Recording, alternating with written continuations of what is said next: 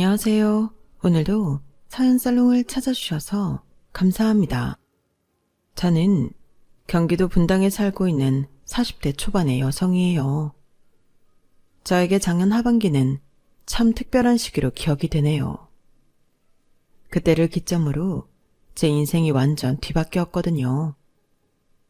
저보다 뭐든 우위에 있었고, 그래서 저를 한참 얕보던 형님이 완전 바닥에 주저앉아 울었거든요. 제가 받은 유산이 훨씬 많아서요. 시어머니가 항상 장남 위주라 형님은 집안 행사 손가락 하나 까딱 안 해도 늘 오냐오냐 해주시더니만 저한테 이런 걸 물려주실 줄은 꿈에도 몰랐어요. 고생 끝에 낙이 온다고 참 오래된 말이 있잖아요. 저는 이제 그 말을 믿어요. 살다 보니 이런 날이 오기는 하더라고요. 형님 가족은 이제 전처럼 저희한테 함부로 못해요. 특히 형님은 가족들 몰래 사고친 게 많아서 말 그대로 찌그러져서 지내고 있네요. 어떻게 된 일인지 궁금하실 것 같아서 서로는 이만 줄이고 본격적으로 저의 사연 이야기를 풀어놓도록 할게요. 저는 집안 형편이 넉넉하지 못한 것도 있고 공부에 취미도 없어서 그저 그런 대학에 그저 그런 과를 나와 사회생활을 했어요. 서울 강남에 있는 잘 나가는 카페 홀 매니저였는데요.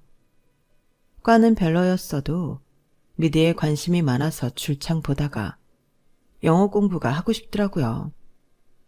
그래서 조금씩 하다가 완전 불붙어서 엄청 열심히 하게 됐고 몇 년 새에 꽤나 유창하게 말하게 됐어요. 제가 홀 매니저가 된 건 영어 실력과 자랑 같지만 어디 가서 밉다는 소리 듣지 않는 외모 덕분이었죠. 사실 어릴 때부터 예쁘다는 말을 많이 들었고 몇 번인가는 길 가다가 연예 기획사 명함도 받은 적 있어요. 길거리 캐스팅이라고 하죠. 어릴 때는 저도 그런 거에 혹해서 해보고 싶기도 했는데 연예인이건 가수건 아이돌이건 연기자건 정말 뼈를 깎는 노력을 해야 되는 데다가 조금이라도 실수하는 날에는 매장당하기 십상이고 주목을 받기까지 얼마나 걸릴지 모른다는 불확실함 등등 여러 가지 많은 말들을 들어서 포기했네요. 또 부모님이 격렬하게 반대하셨고요. 주변에서는 저렇게 딸이 예쁘면 연예인 시키라고 돈 많이 벌어서 집안 일으키고 좋지 않냐고 했지만 엄마 아빠는 절대 안 된다고 하셨어요. 사람은 그저 평범하게 사는 게 최고야. 남 앞에 나서는 인생이 쉬운 줄 알아? 그냥 마음 편히 살아. 돈 많이 안 벌어도 돼. 나중에 알았는데 저한테 지금 이모 말고 그 위로 이모가 또 있었대요. 그 이모가 워낙 예뻐서 배우로 데뷔했었는데 그쪽이 워낙 경쟁이 심하다 보니 비슷한 위치의 다른 여배우가 엄청나게 견제를 했었나 봐요. 그것 때문에 이모는 스트레스를 심하게 받아서 불면증의 위험에 거식증 등등 온갖 병을 달고 살다가 은퇴하고 얼마 안 가서 심근경색으로 돌아가셨대요.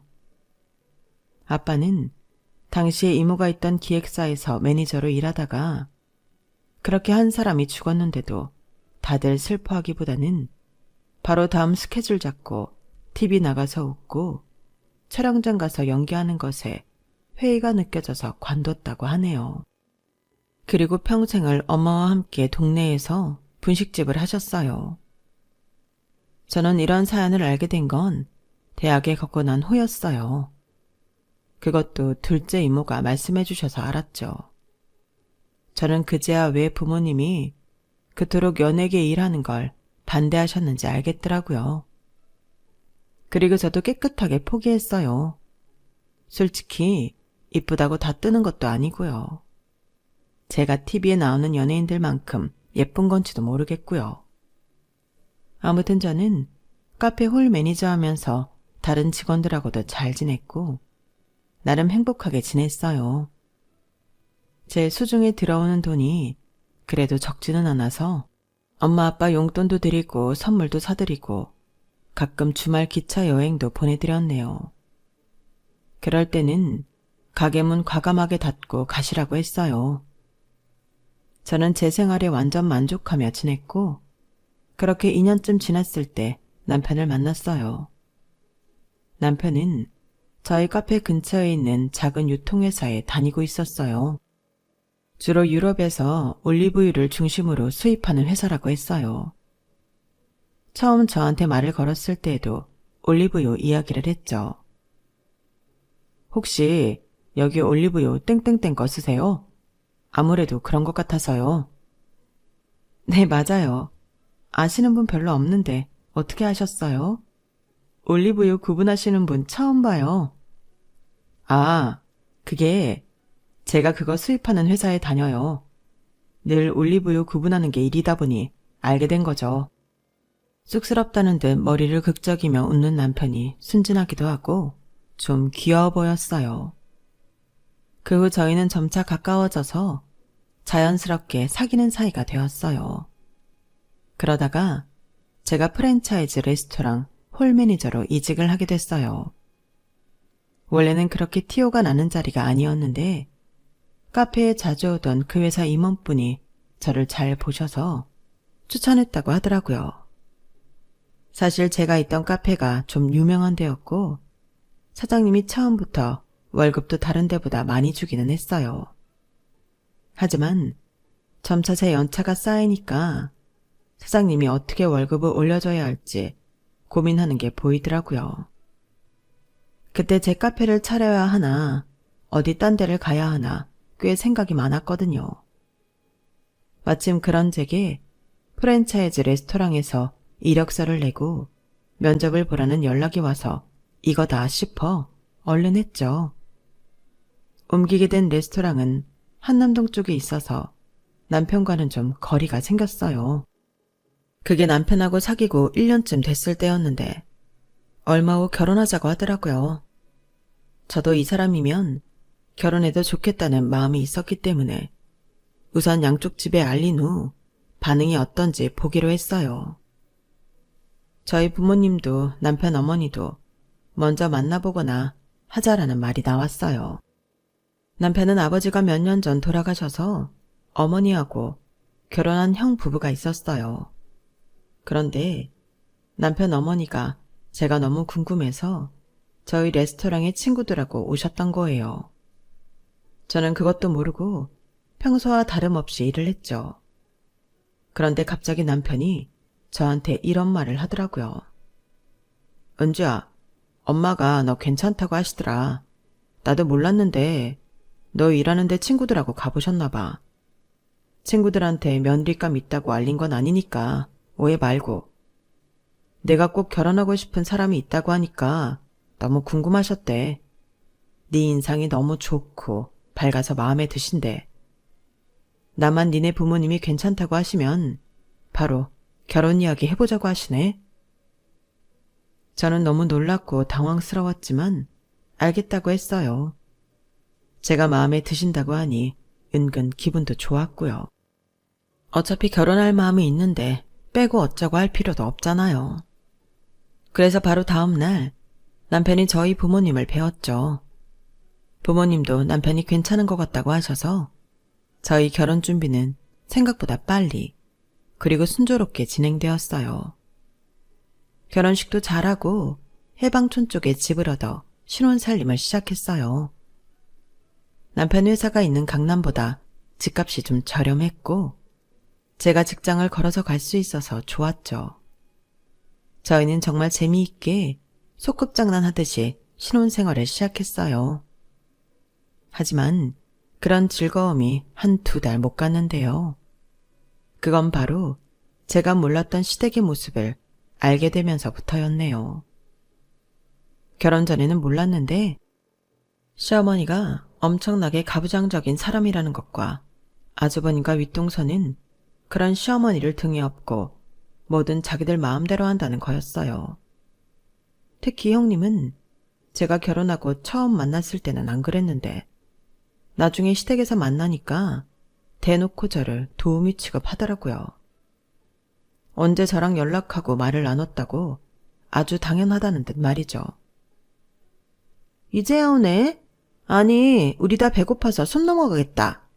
얼른 들어가서 우리 먹을 과일하고 음료 좀 내와. 나랑 우리 자기는 파스타 먹기로 했으니까 땡땡 파스타에서 주문하고 어머니는 아마 삼계탕 드실 거야. 그쵸, 어머니? 그래, 난 삼계탕이면 된다. 어머니 삼계탕은 땡땡땡에서 주문하면 돼. 거기 전화번호 있어. 동서랑 서방님도 먹고 싶은 거 알아서 시켜. 저는 이게 다 무슨 상황인가 싶었고 얼떨떨해서 일단 부엌에 들어가서 형님이 시키는 대로 과일을 준비하고 음료도 따랐어요. 남편이 불편한 표정으로 들어와서 저를 도왔는데 제가 제일 이상했던 건 시어머니였어요. 형님이 나서서 저렇게 저를 부려먹는데 그걸 당연하다는 듯 가만히 계시니까요. 제 마음을 알았는지 남편이 한숨을 푹 쉬며 이러더라고요. 아, 진짜 결혼해도 이럴 줄은 몰랐는데 사람 고쳐지는 거 아니네. 에휴, 무슨 소리야 그게? 저희가 하는 말이 들렸는지 거실에서 형님이 목청을 높이더군요. 아직 멀었어? 얼른 과일 내오고 음식들 주문해.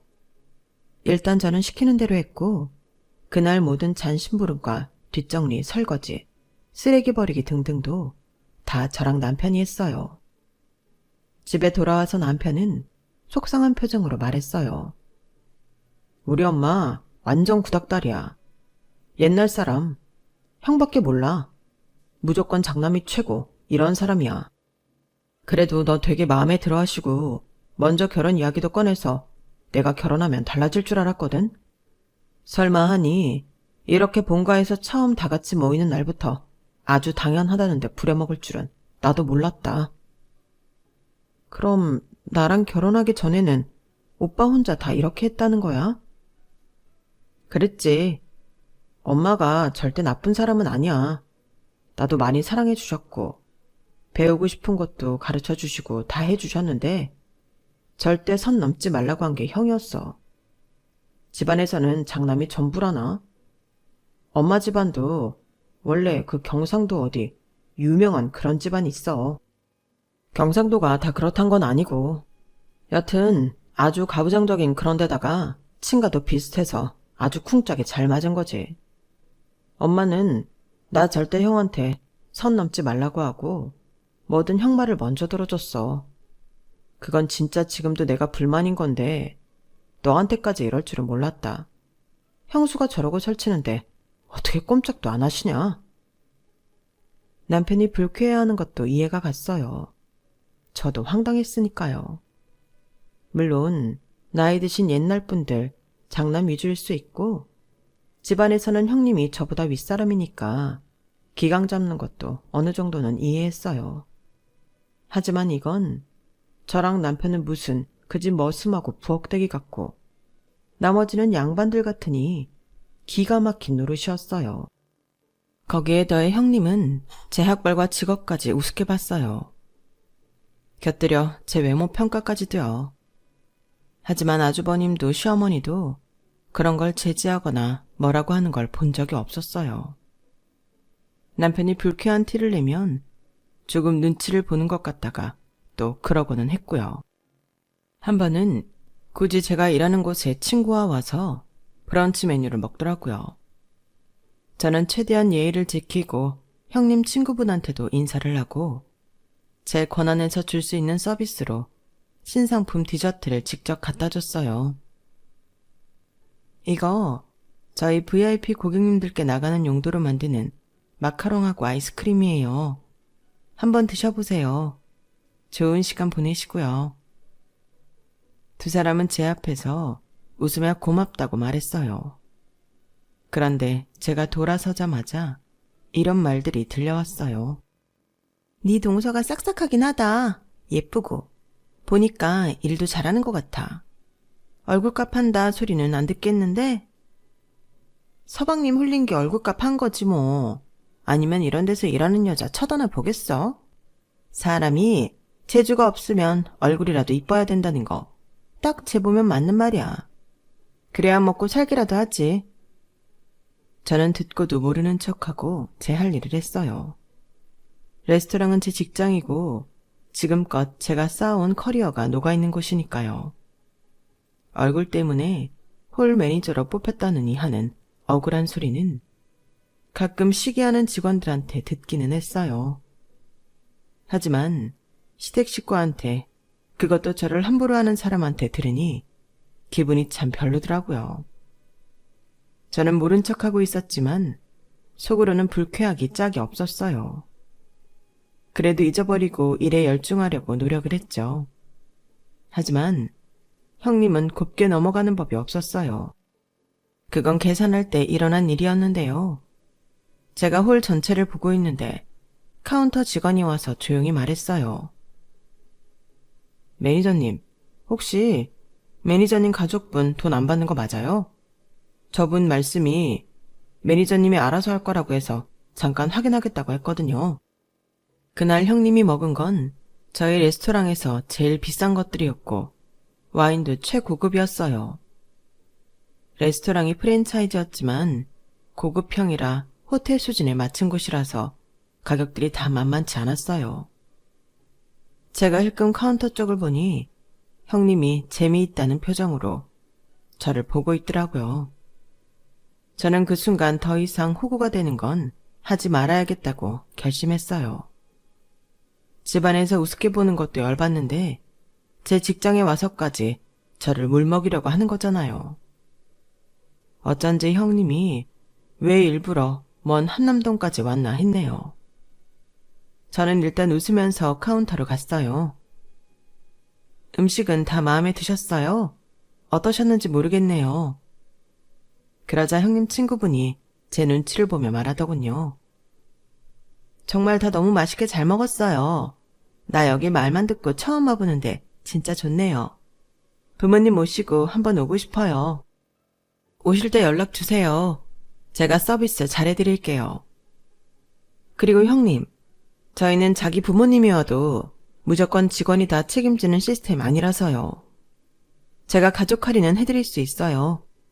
25% 할인은 해드릴게요. 이거 그럼 동서카드로 계산해. 저희가 근무 시간에 자리 이탈하면 안 돼서요.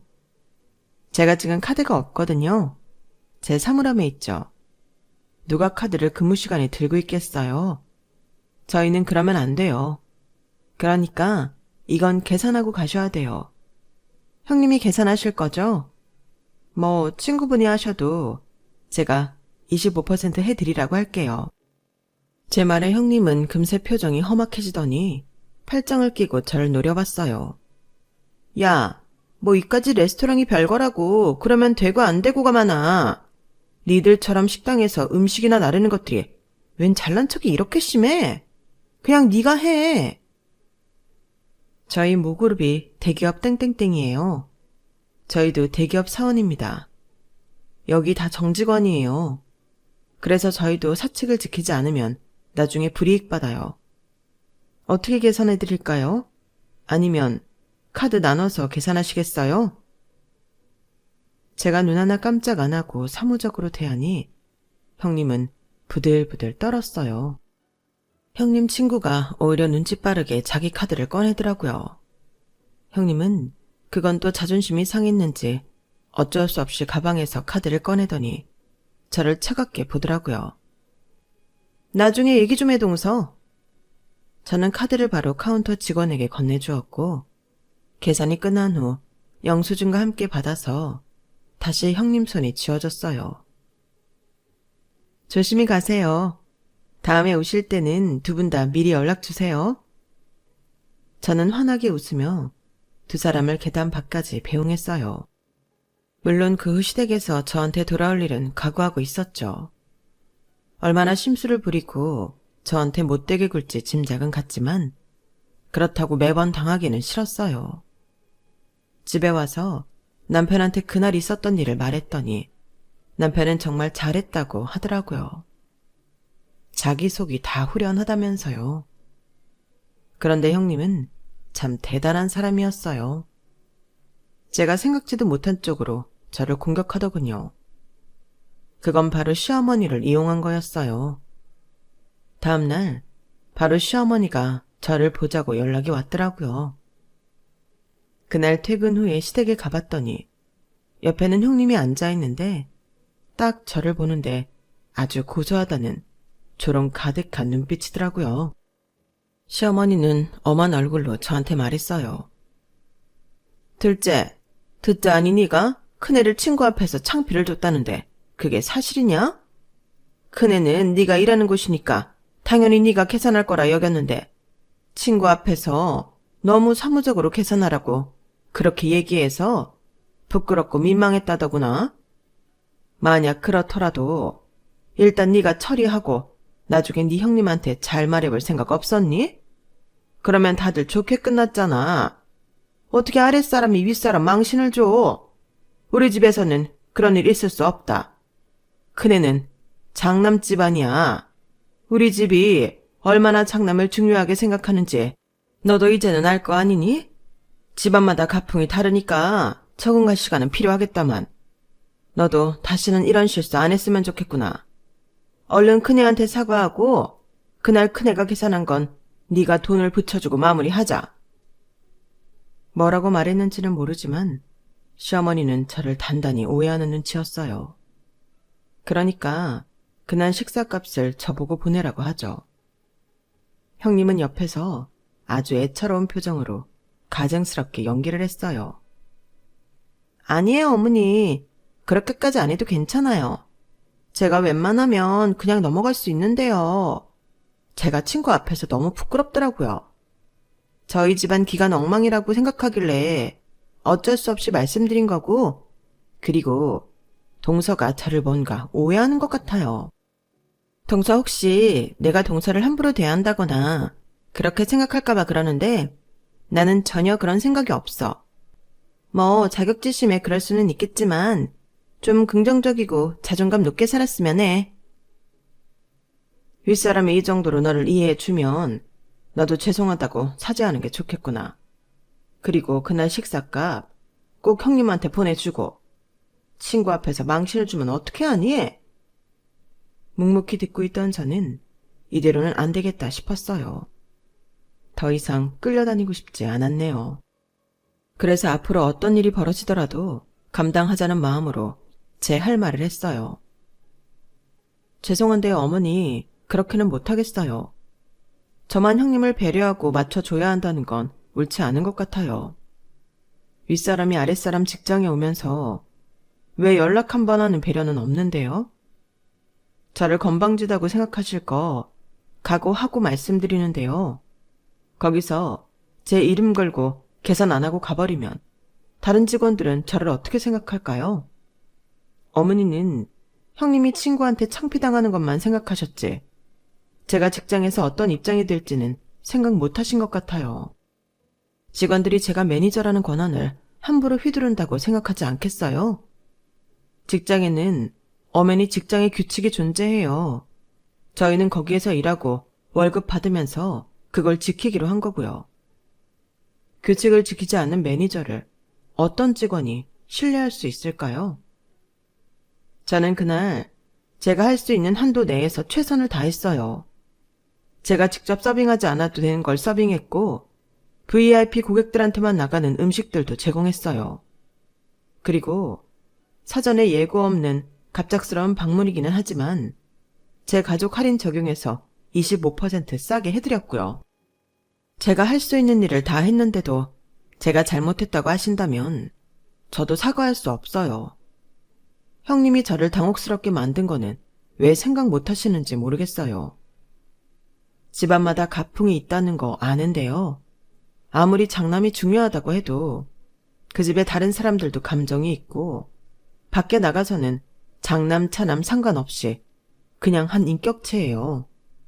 자기 몫을 하는 사람들이라고요. 그렇지 않으면 저희가 밥벌이를 할 수 없겠죠. 사실 저 이해 안 가는 거 많지만 그건 집안일이니 제가 적응하는 겁니다. 그런데 직장에서까지 집안 규칙을 갖다 댈 수는 없어요. 그 점 이해해 주셨으면 좋겠고요. 저희도 나름대로 계획이 있는데 함부로 지출할 수 없거든요.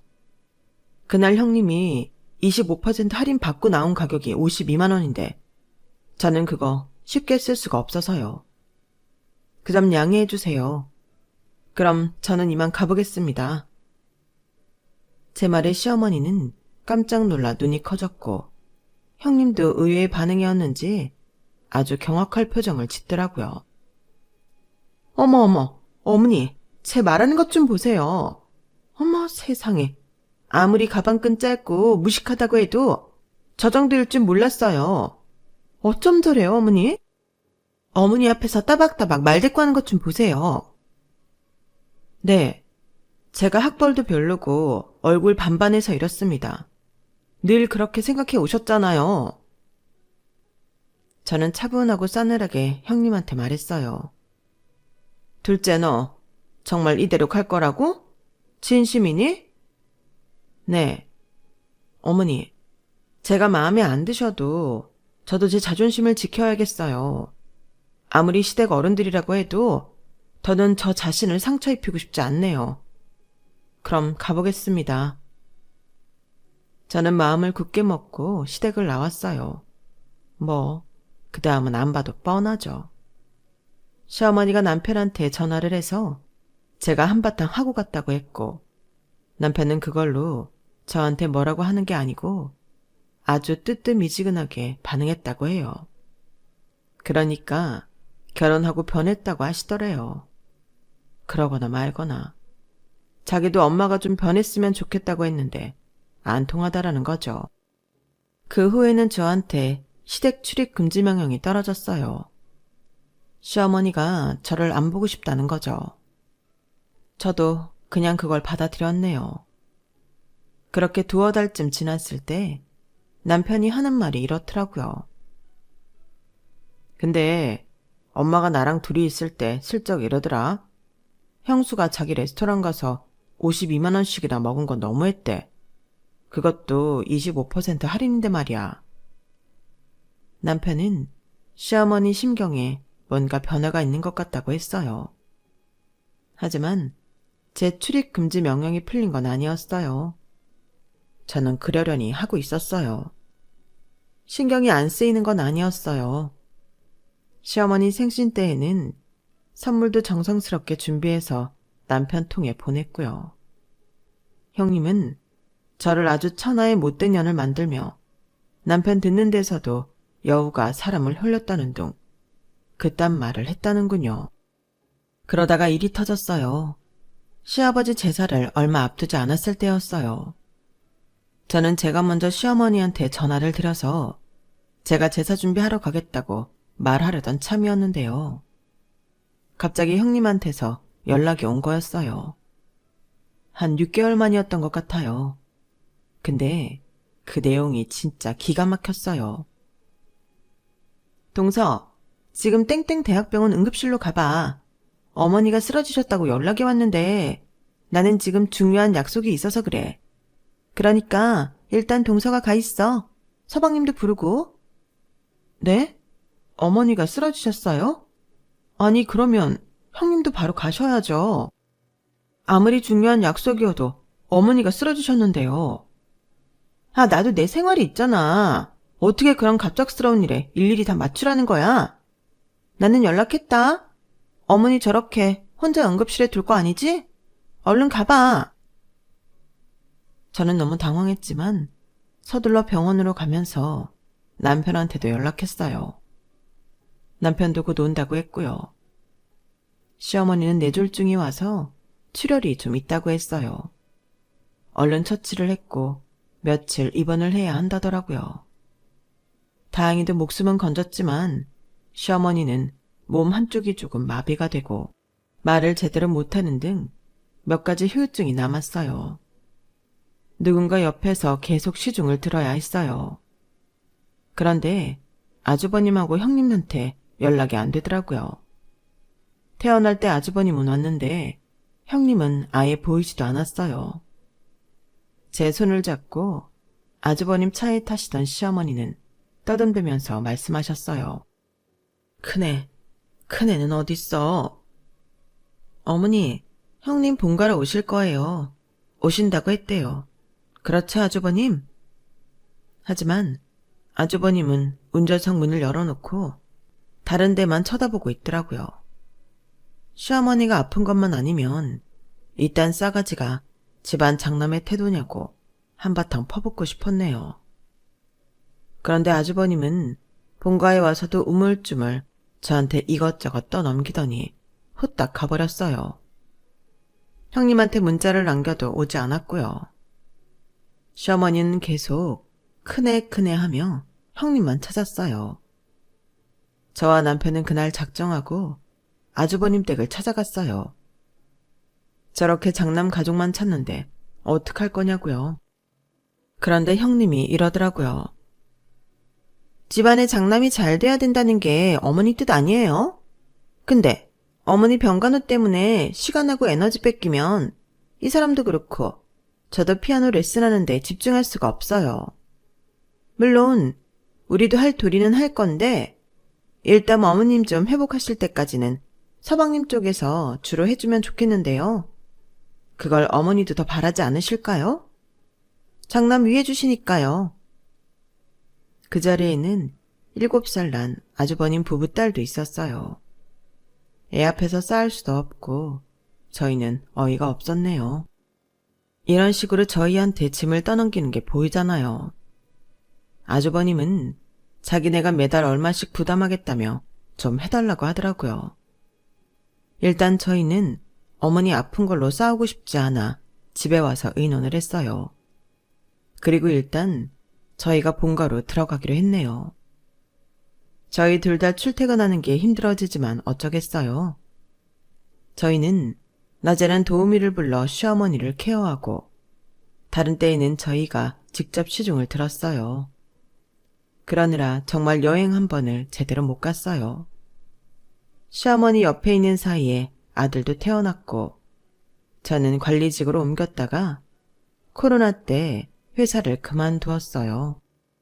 당시 상황이 요식업계가 모두 어려울 때이고 저는 사실 진작에 창업을 했어야 하는 사람인데 계속 회사를 다니고 있었거든요. 승진을 하고 사무실에서 자리를 잡는 방법도 있기는 했지만 별로 그러고 싶지는 않았어요. 시어머니 병간호만 아니었으면 팔 걷어붙이고 나서서 창업도 했을 거예요. 하지만 남편도 점점 시어머니 병간호에 지쳐가고 있는데 저까지 밖으로 나가면 안 될 것 같았어요. 아이 육아도 해야 했고요. 아주버님과 형님은 돈은 보냈지만 거의 찾아오지 않았어요. 명절 같은 때에나 시어머니 생신 때는 마지못해 얼굴을 내밀었지만 거의 연락도 없었고 발길을 끊었다고 봐도 무방했죠. 시어머니는 명절만 기다리고 살더라고요. 그때야 그렇게 애지중지하는 큰아들 부부랑 큰손녀를 보니까요. 그러기를 7년. 저도 제 인생의 꿈은 거진 포기했을 때 시어머니 상태가 악화가 됐어요. 이제 얼마 남지 않은 것 같다고 하자 그제야 아주버님과 형님이 딸을 데리고 우르르 나타나서는 눈물 콧물 짜며 손을 잡고 아주 효부인 척 하더라고요. 저는 가짜나서 뒤에서 지켜보기만 했네요. 그런데 참 시어머니도 시어머니더라고요. 큰아들 사랑이 어찌나 지극하신지 그 와중에도 큰애, 우리 큰아들, 우리 큰손녀 하는데 빈정상했어요. 그동안 자기 옆에 있어준 건 저희 가족이잖아요. 시어머니는 상태가 안 좋다가 잠시 정신이 드셨을 때 형님 손을 꼭 잡더니 이런 말씀을 하셨어요. 내가 벌써 유언장 정리는 다 해놨어. 니들 재산상속 변호사랑 다 해두었다. 어머니 너무 감사해요. 아프신데 하시느라 얼마나 힘드셨어요. 정말 형님을 한 대 쥐어 받고 싶을 정도로 얄밉더군요. 시어머니는 계속 말을 했어요. 내가 우리 큰아들한테는 강남 아파트 준다고 해놨어. 어머니, 제가 그거 갖고 싶었던 거 알고 계셨군요. 너무 감사해요, 어머니. 형님은 시어머니 손을 꼭 잡고 더 울면서 호들갑을 떨었어요. 시어머니는 멀찍이 있는 저를 보면서 말씀하셨어요. 둘째야, 니들은 경기도에 있는 땅 그거 받으면 된다. 순간 형님과 아주버님 입가에 비웃음이 팍 퍼지는데 와, 진짜 인간들이 이렇게까지 재수없을 수 있나 싶었네요. 저랑 남편은 싸늘하게 서로를 보며 한숨을 쉬었어요. 저희가 알기로 그 경기도는 거의 버려진 땅이었거든요. 물론 평수가 되게 큰데 거기가 계속 묶여 있어서 아무것도 못한다고 들었어요. 거기를 우리 주겠다는 거죠. 30억짜리 강남 아파트는 형님네 주고요. 아픈 와중에도 장남에 대한 시어머니의 극진함은 정말 대단하다 싶었네요. 저희는 그냥 받아들이자 했어요. 어차피 시댁 재산에 크게 기대하지 않기로 했거든요. 그러고 살았고요. 장례식이 끝나고 형님은 바로 검은 옷을 벗고 일상복을 입더니 저한테 한마디 하더군요. 우리 집 가풍으로 보면 원래 모든 유산은 장남건데 그 땅은 안 건들게. 그동안 어머니 모시느라 애썼어. 저는 쳐다도 안 보고 돌아섰어요. 이제 시어머니도 없는데 저런 재수없는 여자랑 마주하고 싶지 않았거든요. 앞으로 더는 보고 싶지 않았어요. 그 주가 지나고 변호사한테서 연락이 왔어요. 저희가 받은 땅을 확인하러 가야 한다고요. 한숨이 푹 나왔지만 알겠다고 했어요. 남편하고 농담으로 거기다가 과일 농장이라도 만들까? 아니면 닭이라도 키워서 친환경 유정란이라도 먹을까? 그런 말을 했었네요. 그리고 변호사를 만나서 갈 날이 되었는데 갑자기 형님한테서 전화가 왔어요. 저는 전화도 안 받고 그냥 길을 나섰어요. 계속 전화며 문자가 오길래 도착할 즈음에 문자를 봤더니 이런 내용이었어요. 동서, 그 땅 거기가 진짜 지금 땡땡 고급 빌라 들어선 데 맞아? 진짜야? 연예인들 많이 산다는 거기 맞냐고? 저는 이 인간이 또 어디서 무슨 소리를 듣고 나한테 이러나 싶어 답도 안 했네요. 그리고 변호사를 만나서 저희 땅이 있다는 곳을 갔는데 맙소사, 허허벌판이라던 곳에 커다란 쇼핑몰이 있고 인근에 주상복합 건물도 있고 그 옆으로 정말 고급 빌라들이 줄지어 있었어요. 이 쇼핑몰 지을 때 시아버지 되시는 분께서 부랴부랴 건축회사 섭외하셔서 빌라를 지으셨어요. 그래서 저기에 교수나 연예인 이런 사람들 많이 사는데요. 저기 빌라 보이시죠? 저거는 분양 안 주고 다 세예요. 저거 온전히 다 받으시는 거고요. 저기 분양 주고서 받았던 돈 든 통장이 이겁니다. 저는 너무 놀라서 어안이 벙벙했어요. 제 손에 받아든 통장의 돈을 보니 이거는 30억이 문제가 아니었어요. 그냥 다 꿈만 같더라고요. 저는 일단 남편한테 전화를 해서 방금 변호사한테 들었던 얘기를 해줬어요. 여사님께서 자기 장례 치를 때까지 철저하게 비밀로 해달라고 하셨어요. 그 땅 개발됐다는 거 아무한테도 말 안 했다고요. 어디라고도 말 안 해서 자식들도 그냥 경기도에 버려진 땅 있는 정도로만 안다고요. 그제야 저와 남편은 시어머니가 마지막에 얼마나 우리한테 마음을 쓰셨는지 알 수 있었어요. 게다가 시어머니 짐을 정리하면서 삐뚤빼뚤하게 쓰신 일기를 발견했는데 거기에는 저와 남편한테 미안하다는 말들로 가득했어요. 시어머니도 후회가 많았던 것 같아요. 단 한 번 제대로 찾아오지 않는 장남 부부를 보고 자기가 건강할 때는 그렇게 입속에 혀처럼 굴던 형님이 전화조차 안 하는 걸 보고 많은 걸 느끼셨나 보더라고요. 야, 우리 집은 원래 모든 상속을 장남이 받는 거 알지? 그러니까 그거 우리한테 내놓으라고. 형, 이거 엄마 유언대로 다 집행한 거니까 해볼 테면 해봐. 여기 변호사님 되게 유능한 분이더라. 변호사 섭외해서 소송을 걸든지 마음대로 해. 그러면 나도 형이 받은 강남 아파트 반으로 나누는 거 소송할 테니까 그런 줄 알아.